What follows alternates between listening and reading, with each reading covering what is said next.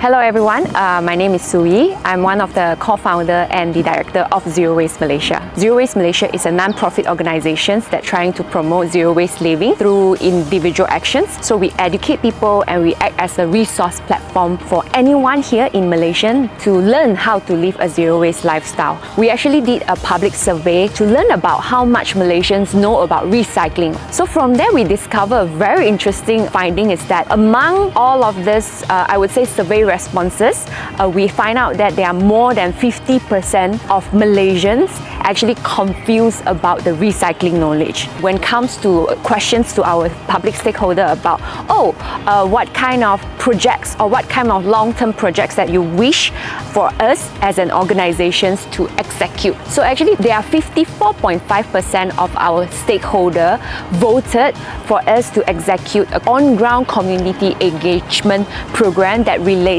to recycling and also related to zero waste education that is open to public. So that's why it also led us to the creations of Trashpedia and also now today the Trashpedia outreach program. It's really about activate such program in a more confined space. So for example, like a community space or like a schools that is more enclosed so that it's easy for us to manage. So when it comes to our creative process on executing this Trashpedia outreach program, we also don't really want to have it as drop and go process. I would say there are a lot of recycling collections activities that encourage public to just drop off their recyclables and then they just leave.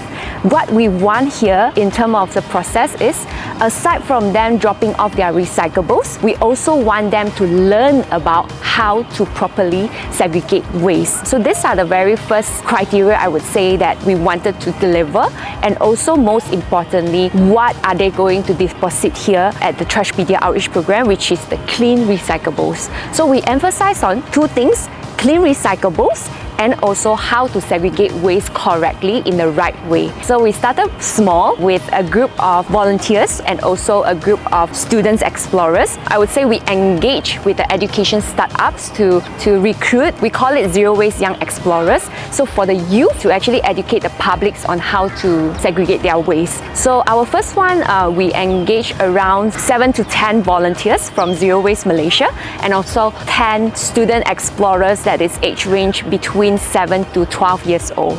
Yeah, so we believe that when it comes to environmental education, people find out that environmental topic is so boring. We don't even need to mention about recycling. So that's why when it comes to this first prototype, we find out that a lot of people, they are more accepting to listen to our young explorers, to listen to our young ones, because they are quite energetic, to be honest, and also they're friendly as well.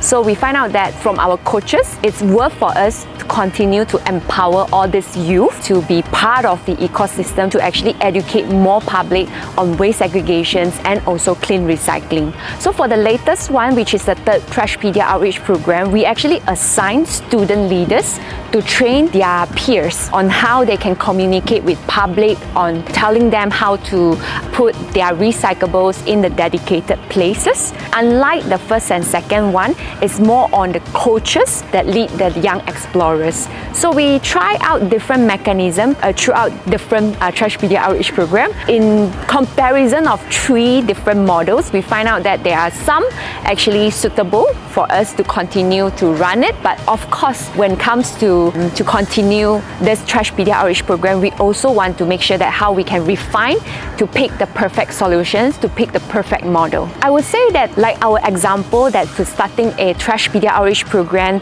at this amazing community space park at the Subang area, it's about to initiate something within your community. So I would say that it's very relevant to initiate such program at school, because school is a confined space and there are so many things that you can do. We just need to start somewhere to gather a group of committee. For example, at school we can form a teacher group to actually initiate such program.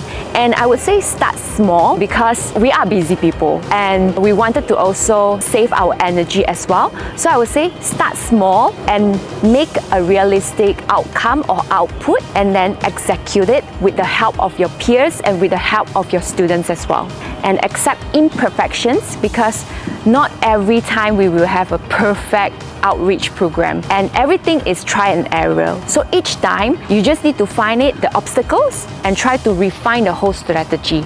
So start small, accept imperfections, and try and error to refine the whole model. The whole intention is really about education and increase the awareness, and habits don't change overnight. So it's very important when it comes to advice to teachers, is that it's very important for us to think of a way to do it in a regular basis, because that regular basis matter in terms of building a long-term habits.